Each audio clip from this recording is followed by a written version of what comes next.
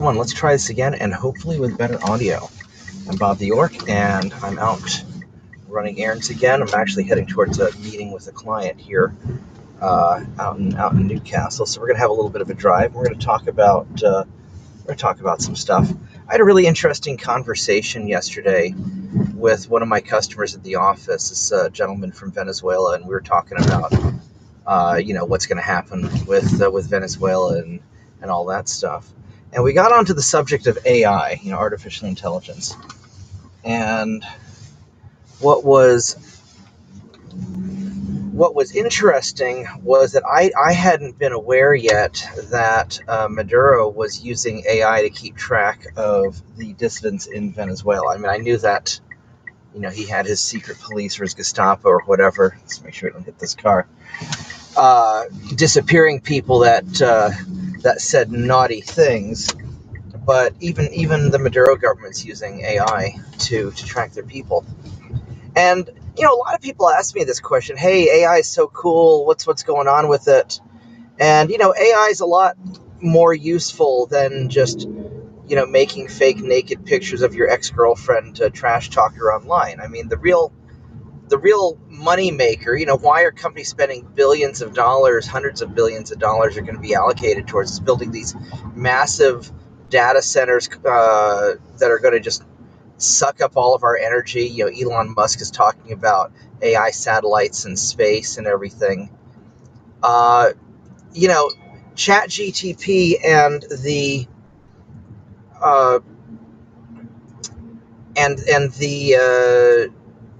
image makers and just consumer products like that, they're not going to cut it. They're not going to pay the bills. So what's the real purpose? Well, ultimately, there's two goals in mind, and this is why it's such a defense priority for everybody. So first off, the goal is, on a social level, AI can track a tremendous amount of data and tabulate it better than the existing algorithms can.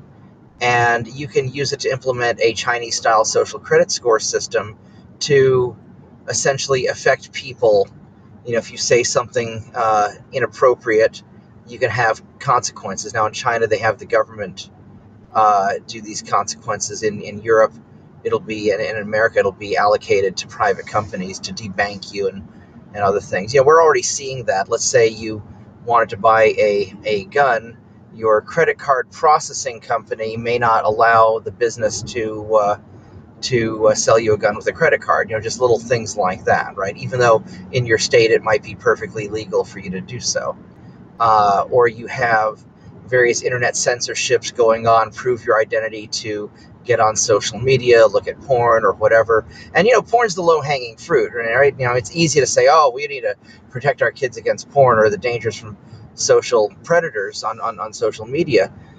But the goal is to tie in digital IDs and track people, link people, real people, to their digital identities, and then use AI to track all that. And then when you go to a website you're not supposed to, let's say you're hanging out on InfoWars, or let's say you're hanging out on Kiwi Farms, or let's say you're hanging out on, whatever, trans activist thing that's unpopular, or whatever, right? It doesn't matter if it's a left-wing position or a right-wing position.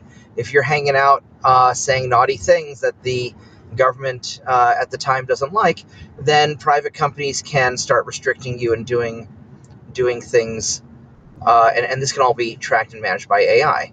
That's the first thing.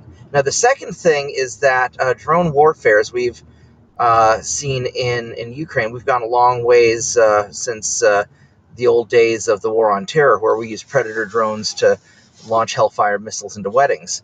Now you've got these small micro drones that cost only a few $100s or a few $1,000s, dropping explosives on people, and then jamming messes with that. So they started using fiber optics, and you can have these fiber optic wire spools that allow you to take your drone 10, 20, 30 miles, maybe even more, depending on how big the spool is. But then that adds payload weight that you could otherwise be using for more explosives and weapons.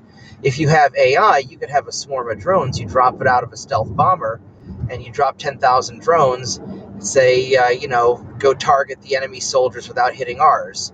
Or here's the list of the dissidents we want you to take out. And then you can start taking out your targets without a lot of collateral damage using AI powered drones. And so that's ultimately the real goal. That's why they're spending so much money. You know, we are, China is, Europe is. I think the Russians have their hands full. They're not doing as much with AI, I don't think.